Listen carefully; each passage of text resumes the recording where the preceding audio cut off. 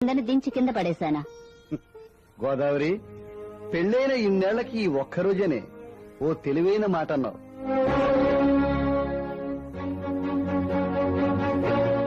ఏమిటి నాన్న అమ్మ అంత తెలివిగా మాట్లాడేసింది? అవునరా, ఆవుకి తౌడు తెలగపిండి పెట్టి మేపుతాం ఎందుకని? అది పాలిస్తుందని. కానీ తీరా పాలు పితకడం ప్రారంభించేసరికి ఆవే లీటరా అర లీటరా అని బేరం ప్రారంభించింది అనుకో, ఎవరికి చెప్పుకుంటారా? మీరు నన్నే ఆవుని పెంచినట్టు పెంచలేదు, దుక్కిడెద్దులో పెంచారు. నేను మాత్రం ఎన్నాళ్ళని ఈ కుటుంబ భారాన్ని మోస్తాను. రేపు నాకు బిడ్డ పుడుతుంది, నా సంసారం పెరుగుతుంది. నేను ఈ దుబారా ఖర్చులు చేయలేను. ఏరా, కన్న తల్లిదండ్రులకి తోడబుట్టిన వాళ్లకు పెట్టింది దుబారా ఖర్చా కాదా మరి? ఓ అన్న చెల్లికి పెళ్లి చేయగలడు, చెయ్యాలి, నిజమే. అది అత్తారింట్లో కూడా గొడవ పెట్టుకుని ఇక్కడికి వచ్చి తిష్ట వేసింది, అది తప్పు కాదు. దీనికి కూడా దండకు పిండా కూడా నేనే పెట్టాలి. అలా పెట్టకపోతే అది తప్పు. ఏ ఊరు న్యాయం నాన్న ఇది? నా పెళ్లి కోసం నేను ఎవరిని చేతులు చాచలేదు, ఎవరి దండకు పిండాకుండా నాకు అక్కర్లేదు. నాన్న, నేను ఇక్కడ ఉండడం మీకు ఇష్టం లేకపోతే చెప్పండి, పోయి ఏదైనా హోటల్లో ఉంటాను. నీకు హోటల్లో ఉండేంత ధైర్యం ఉంది, అంతకన్నా ఎక్కువ పొగరు కూడా ఉందే. ప్రకాష్, నువ్వు సంగతి మర్చిపోతున్నట్టున్నావు. నేను గుర్చేనా? అది నీ తోడబుట్టిన చెల్లెలురా. చాలు బాబు, చాలు. నువ్వు అన్న మాటలు చాలు. ఇంటికి పెద్ద కొడుకుని ఒకే ఒక ప్రశ్న అడిగినందుకు ఉక్రోషం తనుకొస్తుందే మీకు? వసంత, ఇలా రా. ఈ ఇంటి కాపురానికి వచ్చిన పిల్ల చెప్పా పెట్టకుండా ఇంట్లోంచి వెళ్ళిపోయిందే, అప్పుడు మీ ఉక్రోషాలు రోషాలు ఏమయ్యాయి? గాడిదలు కాస్తున్నాయా? ప్రకాష్, నీ చెల్లెల గురించి మాట్లాడే హక్కు నీకుండొచ్చు, కానీ నీ తమ్ముడు భార్య గురించి మాట్లాడే అధికారం నీకు లేదు. అది రాఘవ ఇంట్లో లేనప్పుడు. ఏమిటానా? నా తమ్ముడికున్నపాటి గౌరవం కూడా నాకు లేదా?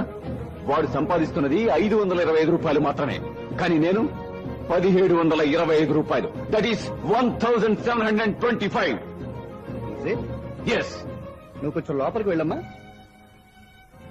525 రూపాయలు సంపాదించేవాడు నోరు మెదపకుండా 450 రూపాయలు నా చేతిలో పెట్టడానికి 1725 రూపాయలు అంటే 1725 రూపీస్ సంపాదించే నువ్వు ముష్టి 400 రూపాయలు నా చేతికిస్తూ లెక్కలడడానికి చాలా తేడా ఉందిరా.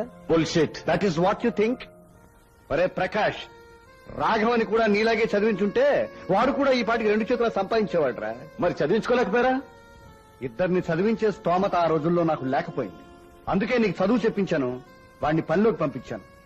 కాన్వకేషన్ నల్లగౌన్లో నీ అందం చూడడం కోసం వాడి చేత కాకి బట్టలు తొడిగించాను. నీ చేతిలో పట్టా చూడడం కోసం వాడి చేతికి పట్టకారు సుత్తి ఇచ్చాను. నిన్ను కాలేజీకి పంపించాను, వాడిని గ్యారేజీకి పంపించాను. రాఘవుడు బంగారం రా.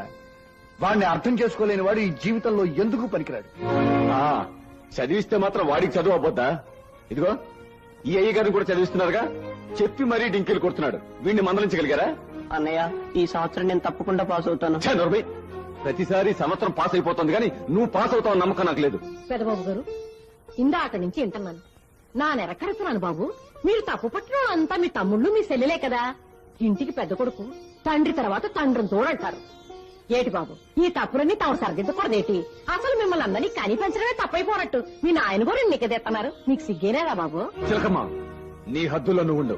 లేదు బాబు, చిలకమ్మ మాటంటే సర్దికుడు మూటండి.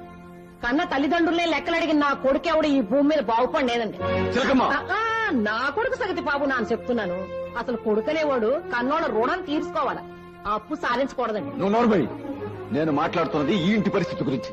చూడు ప్రకాష్, నువ్వు 400 రూపాయలు తక్కువ ఇచ్చినంత మాత్రాన సరోజిని అత్తారింటికి బయలుదేరుతుంది.